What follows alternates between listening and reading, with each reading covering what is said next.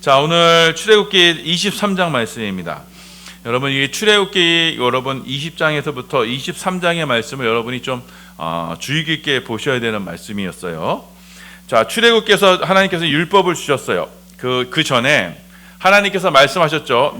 너희가 이 율법을 지키면 내가 너희의 하나님이 되고 너희는 나의 백성이 되리라, 이렇게 말씀하셨어요. 자, 그래서 그 20장부터 23장까지 주신 말씀이 바로 하나님께서 주신 말씀이고, 또 24장에 그 말씀대로 네 하나님, 우리가 하나님과 언약하겠습니다, 그 말씀을 지키겠습니다, 이렇게 이스라엘 백성들이 약속을 해요. 그리고 25장부터는 그럼 하나님과 이스라엘 백성들이 언약을 맺은 후에, 자, 그러면 하나님을 섬기는 성막이 어떠한 것인가, 또 제사장은 어떻게 해야 되는가, 이런 규례들이 있어요. 자, 그러니까 여러분 20장부터 23장까지는 율법의 핵심이 되는 거고요. 그래서 이 율법을 지키면 우리가 하나님의 백성이 되고, 그리고 하나님의 백성이 된 이후에, 자, 그래 성막과 그 제사에 관한 규례가 그 25장 이후에 이렇게 정리가 되어 있는 거예요.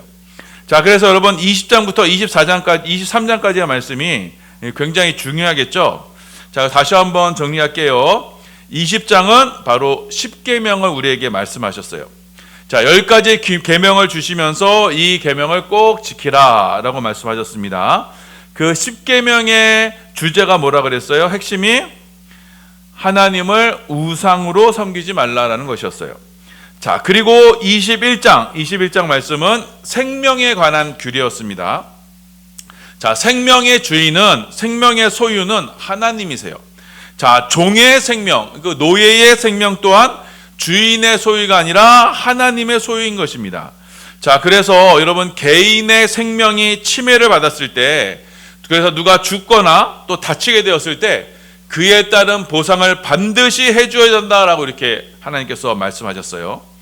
종의 생명에 관해서도 말씀해 주셨어요. 그리고 그 종의 생명을 침범했을 때, 종이 죽게 되었을 때 그때도 보상해 줘야 된다. 그 값이 얼마다? 은 30이다 라고 말씀했습니다. 자, 이 은 30값은 종의 목숨값이에요. 바로 이 종의 목숨값으로 팔리신 분이 있어요. 바로 우리 주 예수 그리스도이십니다.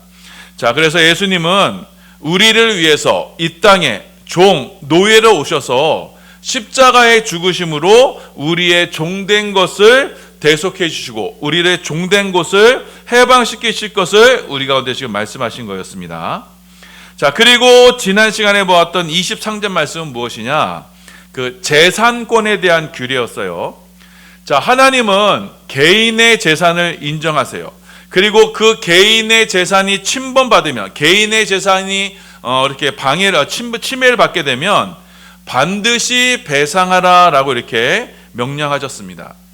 자, 그 중에 여러분 특별히 하나님의 소유, 하나님의 재산이 있었어요. 그것이 무엇이었느냐? 바로 가난한 자, 고아, 과부, 또 주의 일꾼, 11조, 하나님께 드리는 헌물, 이거는 하나님의 것이니 너희는 절대로 건드리지 말아라, 이렇게 말씀하셨습니다. 자, 이렇듯 여러분 율법의 핵심은 무엇이냐? 율법이 우리 가운데 가르치시는 핵심은 타인의 생명과 타인의 재산을 보호하는 것이 바로 율법의 핵심이에요. 자, 그리고 오늘 우리가 봉독한 23장은요, 이렇게 타인의 재산과 타인의 생명이 침해를 받게 되었을 때 그때 재판을 열어서 그 피해자의 권리를 보장해 주어라라는 것을 우리 가운데 강조하고 있어요. 자, 우리 출애굽기 23장 1절에서 3절입니다. 우리 함께 봉독합니다. 시작. 너는 거짓된 풍설을 퍼뜨리지 말며 악인과 연합하여 위증하는 증인이 되지 말며 다수를 따라 악을 행하지 말며 송사의 다수를 따라 부당한 증언을 하지 말며 가난한 자의 송사라고 해서 평벽되이 두둔하지 말지니라. 자, 이 말씀이 왜 그러냐면요, 여러분 당시 율법이 선포될 때는요, 이거 단독으로 재판하는 그 재판장이 따로 없었어요. 그러니까 재판만 따로 하는 그런 전문적인 재판관이 없었고, 옛날에는요 이 증인과 재판장이 명백히 구분되지 않았어요. 자, 그러니 모든 사람마다 그 자기가 본 것을 진술하고 그 판결에도 참여할 수가 있었던 거예요. 자, 그래서 1절에 너희는 거짓된 풍설, 거짓된 소문 때문에 그 판결이 왜곡되지 않도록 해라. 그래서 위증하는 거짓말하는 그 증인 때문에 재판에 영향받지 않도록 해라 라고 이렇게 말씀하세요. 자, 그리고 2절에는요, 다수가 주장한다고 해서, 다수가 다 그렇다고 해서 거기에 따라서 편벽되이 판단하지 말라. 3절에 가난한 자의 송사라고 해서 그 가난한 자의 편을 든다고 해서 재판을 왜곡하지 말라, 이렇게 말씀하고 있어요. 자, 그래서 하나님께서 21장, 22장에서 정해두신 그 생명권과 재산권을 침해하는 일이, 함부로 침해하는 일이 없도록, 그래서 왜곡된 재판으로 그 권리가 침해되지 않도록 해라 라고 이렇게 말씀하신 겁니다. 자, 하나님은 이 공정한 재판을 실현해서 하나님이 정해두신 율법이 그 땅 가운데 제대로 실현되도록 우리 가운데 지금 말씀하시는 거예요. 자, 그런데 요즘 우리 사법 체계가 참 우려가 많습니다. 이게 재판이 속히 진행되어야 되는데 재판이 많이 지연이 돼요. 분명히 기소돼야 될 것들도 그냥 막 넘어가요. 또 대기업 유력한 죄라고, 또 이렇게 유력한 정치인이라고 해서 그 법이 제대로 재판이 제대로 이루어지지 않는 것은, 여러분, 그 하나님의 관점에서 보면 굉장히 우리나라가 지금 위기 가운데 있는 거예요. 여러분, 공산주의 세력을 보세요. 공산주의 세력은요, 개인의 생명권과 개인의 재산권을 인정하지 않아요. 자, 그래서 부자라 그러면 뭐예요? 다 악한 사람으로 몰죠. 그러니까 모두가 다 부자 것을 뺏어서 가난한 자에게 나눠주는 것이, 그것이 정의라고 생각해요. 그 결과 어떻게 돼요? 공산주의는요, 다 가난하게 됐어요. 왜? 하나님이 정하신 이 율법에 반대되는 일을 했기 때문에 그들 가운데 스스로 저주와 악 가운데 빠지게 된 것입니다. 자, 하나님은요, 하나님이 정해두신, 하나님이 인정해주신 그 생명권, 그 재산권을 지키도록 하시고, 그래서 공정한 재판을 통해서 그 재산권과 생명권이 지켜지도록 우리 가운데 말씀하신 겁니다. 자, 그래서 7절 보시면요, 7절에 거짓을 멀리하라. 그래서 왜곡되게 판결한 재판을 멀리하라라고 말씀하시고, 8절에 뇌물을 받지 말아라. 왜? 뇌물을 받으면 재판에 영향을 끼치잖아요. 그러니 뇌물을 받지 말아라라고 말씀하고 있어요. 자, 그리고 9절에는요, 재판을 받지 못하는 이들이 있어요. 바로 이방인들이에요. 그 이방인과 나그네를 압제하지 말라라고 함으로써, 자, 1절부터 9절까지 하나님이 정하신 그 율법의 정신이 그 이스라엘 가운데 잘 실현되도록 재판을 공의롭고 정의롭게 해야 한다라고 말씀하고 있습니다. 자, 그리고 10절부터 19절까지의 말씀은 무엇이냐? 바로 안식년과 안식일, 그리고 세 가지 절기에 대해서 기록하고 있어요. 자, 그리고 20절부터 33절까지는 약속의 땅에 대해, 이스라엘 백성들이 들어가게 될 약속의 땅에 대해서 말씀하고 있습니다. 자, 이스라엘이 지금 하나님의 인도함을 받아서 약속의 땅에 들어가게 될 것인데, 그때 하나님께서 인도하신다라고 이렇게 약속하고 있어요. 자, 그래서 여러분 23장 말씀을요, 여러분 전체적으로 잘 봐야 돼요. 구조적으로 봐야 됩니다. 자, 하나님이 율법을 통해서 이스라엘 백성들에게 율법을 통해서 주시고자 하시는 궁극적인 축복은 무엇이냐? 바로 하나님의 약속의 땅에 거하는 거예요. 자, 그런데 그 약속의 땅에 거하려면, 그 약속의 땅에 들어가려면 먼저 하나님이 정해 주신 그 공의를 잘 실천하고, 재판을 통한 공의를 잘 실천하고, 하나님의 율법을 잘 실현하고, 그 다음에 안식일과 안식년, 그리고 세 가지 절기를 지킴으로써 약속의 땅으로 인도함을 받는 거예요.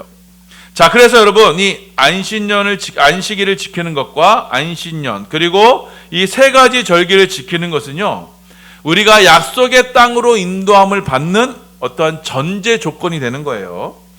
자, 그래서 먼저 여러분 안식년과 안식일에 대해서 한번 보겠습니다. 우리 23장 10절에서 12절까지의 말씀 우리 함께 봉독합니다. 시작. 너는 6해 동안은 너의 땅에 파종하여 그 소산을 거두고 7째 해는 갈지 말고 묵혀두어서 내 백성의 가난한 자들이 먹게 하라. 그 남은 것은 들짐승이 먹으리라. 내 포도원과 감람원도 그리할지니라. 너는 6해 동안에 내 일을 하고 7째 날에는 쉬라. 내 소와 나귀가 쉴 것이며 내 여종의 자식과 나그네가 숨을 돌리리라. 지금 안식년과 안식일에 대해서 말씀하고 있어요. 자, 첫 번째 안식년은 뭐냐? 6년 동안은 땅을 경작해요. 그래서 일을 해서 그 땅에서 소산을 얻어가지고 수확을 합니다. 자, 그런데 7째 해는요, 그 땅을요, 묵혀두는 거예요. 자, 왜? 자, 7째 해에는 그때 이 묵혀둔 땅에서 난 것은 누구에게 주는 거예요? 가난한 자들이 와서 먹는 거예요. 그래서 7년째 소출은 내 것으로 하지 말고 가난한 자들이 와서 먹게 해라. 그래서 여러분 6년 동안은 누가 일해요? 내가 일해요. 내가 경작함으로써 내가 땀을 흘려서 그 땅의 소출을 얻는 거예요. 그러니 그것이 내 것이 되는 거예요. 나의 개인의 소유가 되는 거예요. 자, 그런데 7년째는요. 그 땅이 안식을 해요. 쉼을 얻어요.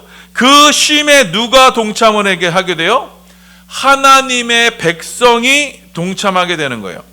자, 7년째 소출이 날 때는요, 그때는 이 소출이 누구의 것이 돼요? 가난한 자들의 것이 돼요. 자, 그런데 23장, 22장에서 말씀드렸죠. 가난한 자는 누구의 것이래요? 가난한 자는 누구의 소유예요? 하나님의 소유예요. 그러니까 하나님의 소유된 백성들이 7년째는 아무도 수고하지 않아요. 인간이 아무도 수고하지 않은 그것을 먹음으로써 안식년을 누리게 되는 거예요. 자, 안식일도 마찬가지입니다. 6일 동안 힘써 일합니다. 하지만 7일째는요, 뭐냐면 안식을 취해요. 하나님의 쉼에 동참하는 거예요. 하나님이 주시는 안식, 이 평안함에 함께하는 거예요. 자, 이 안식은 바로 쉼이죠. 쉼을 누리는 거예요. 하나님의 쉼이에요. 자, 여러분, 이 쉼은 아무 일도 하지 않는다는 의미가 아니라요, 하나님께 모든 것을 맡기는 거예요. 그래서 7일째는 아무 일도 하지 않는 거예요. 왜요? 하나님이 하실 것을 믿으며 나 자신을 온전히 하나님께 드리는 겁니다. 그것이 바로 믿음인 거예요. 자, 그래서 나를 멈추게 함으로써, 나의 행위와 나의 수고를 멈춤으로써 누가 일하시게 해라? 7일째는 하나님이 일하시게 해라. 하나님이 일하심으로써 우리가 누구예요? 일하심으로써 우리가 하나님의 안식에 동참하게 되는 거예요. 자, 그래서 여러분 12절 보세요. 12절 하반부에 내 계집종의 자식과 나그네가 숨을 돌리리라 이렇게 표현되어 있죠. 자, 이 숨을 돌리다라는 것은, 이 숨은요, 네페시라는 히브리어로 네페시예요. 자, 이 네페시라는 단어가 뭐냐면은 호흡, 영 이런 뜻이 있습니다. 자, 하나님께서 아담을 창조하셨죠. 흙으로 창조하셨어요. 그리고 그 코에 생기를 불어넣으시니 뭐가 돼요? 생영이 돼요. 그 생영의 그 영이 바로 이 나그네가 숨을 돌리리란 그 숨이에요. 자, 그래서 여러분 하나님께서 내 계집종의 자식과 나그네가 숨을 돌리리라라는 것은 무엇이냐면, 하나님의 호흡을 함으로써, 하나님의 숨과 하나님의 영으로서 함께 함으로써 하나님의 안식에 참여하는 거예요. 하나님이 주시는 호흡을 누리게 되는 거예요. 그 영적인 일에 함께하게 되는 거예요. 그게 바로 안식일의 의미가 되는 겁니다. 그래서 여러분, 안식년과 안식일은요, 하나님의 창조하심이 우리 가운데 이루어지는 거예요. 곧 하나님의 안식 가운데 우리가 들어가게 되는 거예요. 자, 이렇게 하나님의 안식 가운데 들어가게 될 때, 이때 내 힘, 내 수고, 내 공로가 필요하다, 필요하지 않다? 필요하지 않다라는 걸 우리에게 보여주시는 거예요. 제 7년 때 아무 일도 하지 마라. 제 7일 때는 아무 일도 하지 마라. 내가 주는 안식에 너희는 그냥 동참만 해라 라고 말하는 거예요. 어떻게 해요? 온전한 믿음으로 동참하게 되는 거예요. 하나님의 안식에 들어가면은요, 우리의 힘과 우리의 노력과 우리의 공로가 필요하지 않다는 것을 안식일과 안식령으로 통해서 우리에게 교훈하시는 겁니다. 자, 이 모습을요, 하나님은요, 새 절기를 지키라라고 하면서 다시 한번 강조하고 있어요. 우리 23장 14절에서 16절입니다. 함께 봉독합니다. 시작. 너는 매년 3번 내게 절기를 지킬지니라. 너는 무교병의 절기를 지키라. 내가 내게 명령한 대로 아비월에 정한 때에 1해 동안 무교병을 먹을지니 이는 그 달에 내가 애굽에서 나왔음이라. 빈손으로 내 앞에 나오지 말지니라. 맥추절을 지키라. 이는 내가 수고하여 밭에 뿌린 것의 첫 열매를 거둠이니라. 수장절을 지키라. 이는 내가 수고하여 거둔 것을 연말에 밭에서부터 거두어 저장함이니라. 자, 이게 세 절기가 있어요. 자, 15절에는 무교절입니다. 자, 이 무교절은 여러분 유월절하고 같은 거예요. 자, 유월절은 무엇이냐? 이스라엘 백성들이 애굽에서 나온 것을 기념하는 절기가 바로 유월절 무교절입니다. 자, 그리고 16절에 맥추절이에요. 그러니까 보리 맥자에 추수할 추자에서 보리의 처음 익은 곡식을 하나님께 드린다 해서 맥추절이에요. 이 맥추절이 곧 오순절입니다. 77절이라고 불리죠. 그래서 처음 익은 소산을 하나님께 드리는 날이 이 맥추절이에요. 자, 그리고 16절에 수장절이 있습니다. 이 수장절은 초막절이에요. 그러니까 마지막 추수하는 때를 기념하면서 하나님께 드리는 제사의 때예요. 자, 전에도 여러분 이 세 절기에 대해서 제가 언급했었습니다. 이 세 절기는요, 하나님께서 이 땅에서 이루시는 그 구속의 방식을 우리 가운데 설명하는 절기입니다. 그래서 무교절, 이 유월절은 우리가 어린 양의 피로, 예수 그리스도의 피로 애굽, 이 세상에서 구원받은 것을 상징해요. 그래서 바로의 압제에서 공중권세 잡은 자 사단마귀로부터 우리가 건진받은 것을 기념하는 절기예요. 그리고 이 맥추절, 오순절은 우리 가운데 그 오순절에 성령이 강림하는 것을 기념하는 날이에요. 자, 성령이 강림하셔서 우리가 뭐예요? 자, 우리 가운데 성령이 임하심으로써 우리로 하나님의 첫 열매가 되게 하시는 거예요. 자, 여러분, 이 첫 열매는 지난 시간에 봤죠? 첫 열매는 누구의 거예요? 하나님의 거예요. 우리 출애굽기 23장 19절이에요. 함께 봉독합니다. 시작.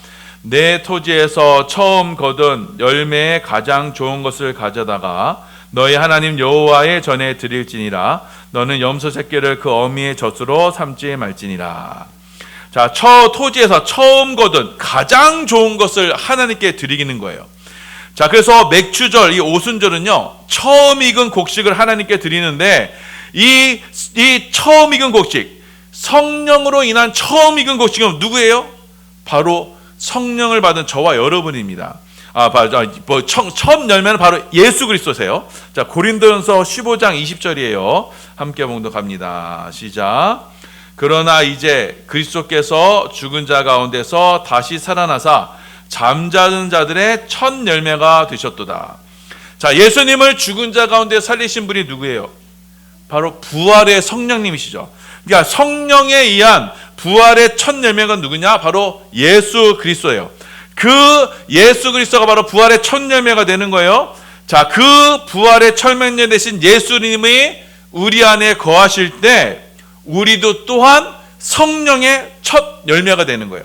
자, 로마서 8장 23절이에요. 함께 봉독합니다. 시작. 그뿐 아니라 또한 우리 곧 성령의 처음 익은 열매를 받은 우리까지도 속으로 탄식하여 양자될 것 곧 우리 몸의 속량을 기다리니라. 자, 우리는 우리를 뭐라고 표현하냐면 곧 성령의 처음 익은 열매. 성령의 처음 익은 열매가 누구라 그랬어요? 바로 죽은 자 가운데 첫 열매가 되신 예수님이죠. 그 처음 익은 열매를 받은 우리가 예수를 받았잖아요. 예수를 받은 우리가 바로 우리가 부활의 또 첫 열매가 되는 거예요. 자, 그래서 여러분, 하나님께 첫 열매를 드리는 이 맥추절, 오순절은 자, 성령으로 인해서 처음 익은 열매를 하나님께 드리는데 그것은 바로 그 예수와 예수를 받은 우리가 바로 하나님께 드리는 거예요. 자, 그래서 오순절, 자, 맥추절로 첫 열매로 하나님께 드려요. 자, 하나님께 드리면, 자, 그 소유는 누구 거에 돼요? 하나님께 돼요. 자, 그래서 저와 여러분이 부활의 첫 열매를 입은 그 첫 열매가 되는데, 우리가 하나님께 드림으로써 우리는 누구의 소유가 되는 거예요? 하나님의 소유가 되고 하나님의 백성이 되는 거예요. 자, 이렇게 우리는 오순절 성령 강림을 통해서 우리는 하나님의 소유가 되는 거예요. 부활의 첫 열매가 되어서, 첫 열매신 예수 그리스도께 속한 자가 되어서 이제는 하나님의 소유, 하나님의 백성이 되는 거예요. 자, 그래서 세 번째 절기인 수장절이 있어요. 수장절 초막절은요, 이건 대추수의 날이에요. 자, 이때는 예수님께서 이 땅에 다시 오실 때 그 이 땅에 익은 모든 첫 열매를 추수해서 하나님께 드리는 날이 바로 수장절 초막절이 돼요. 자, 그러니 여러분, 이 세 절기를 지키라고 했을 때 무교절, 맥추절, 수장절은 모두가 다 결국 우리가 어떻게 예수를 믿고 또 이제는 우리가 누구의 소유이고 우리가 어디로 인도함을 받는가라는 것을 말씀하고 있어요. 자, 우리가 예수 그리스도로 인해서 유월절 어린 양의 피로 우리가 구원을 받아 또 오순절 성령을 받아 우리가 하나님의 소유가 되어서 이제는 그 수장절에서 마지막 대추세 때 우리는 건짐을 받아 어디로요? 하나님의 기업, 천국으로 인도함을 받는다라는 것을 이 세 절기가 말씀하고 있는 거예요. 자, 그렇게 첫 열매가 돼서 하나님의 소유가 된 우리가 이제 인도함을 받는 곳이 어디냐? 바로 약속의 땅인 거예요. 자, 이 약속의 땅은요, 하나님께서 인도하신 약속의 땅은 우리가 찾아가는 게 아니에요. 자, 하나님께서 한 사자를 보내주실 것이고 그 사자를 통해서 우리를 약속의 땅으로 인도하시는 거예요. 자, 우리 출애굽기 23장 20절이에요. 함께 봉독합니다. 시작. 내가 사자를 내 앞서 보내어 길에서 너를 보아요. 너를 내가 예비한 곳에 이르게 하리니. 자, 하나님께서 사자를 보니, 사자는 그 라이온, 짐승의 사자가 아니고요, 메신저, 어떤 하나님 왕의 메시지를 전하는 사람이에요. 자, 하나님께서 하나님의 사자를 우리 앞에 보내실 거예요. 그 사자가 우리를 하나님이 예비하신 곳으로 이끌 겁니다. 자, 이 사자란 말이, 자, 메신저란 말이 히브리어로 말라크예요. 말라크. 여러분, 구약의 맨 마지막 성경이 있죠. 뭐예요? 말라기죠. 이 말라기가 바로 그 말라크입니다. 자, 그래서 구약의 맨 마지막인 이 말라키를 통해서 하나님은 이들을 어디로 인도하신다? 하나님의 약속의 땅으로 인도하신다. 그런데 여러분, 그 말라기서에서 내가 내 사자를 보내리니 하는 그 사자가 누구였어요? 바로 세례 요한이었어요. 자, 그 세례 요한이 우리를 어디로 인도했어요? 예수 그리스도로 인도한 거예요. 자, 그래서 하나님께서 보내시는 사자는, 그 말라크는 우리를 누구에게로? 예수께로 인도하는 거예요. 그래서 예수로 말미암아 하나님이 우리 가운데 예비하신 약속의 땅으로 우리를 들어가게 하시는 거예요. 자, 그래서 우리를 예수께로 인도하는 그 사자의 목소리를 잘 청종해서, 그래서 우리는 약속의 땅에 들어갈 때 약속의 땅에 들어가게 될 것이고, 그때 하나님께서는 우리의 모든 대적을 물리쳐 주실 것이다 약속하신 것입니다. 우리 22절입니다. 22절 함께 봉독합니다. 시작. 내가 그의 목소리를 잘 청종하고 내 모든 말대로 행하면 내가 내 원수에게 원수가 되고 내 대적에게 대적이 될지니라. 자, 하나님께서 그 말씀을 잘 들으면, 하나님의 사자의 말씀을 잘 들으면, 자, 우리의 원수가 하나님의 원수가 된다는 거예요.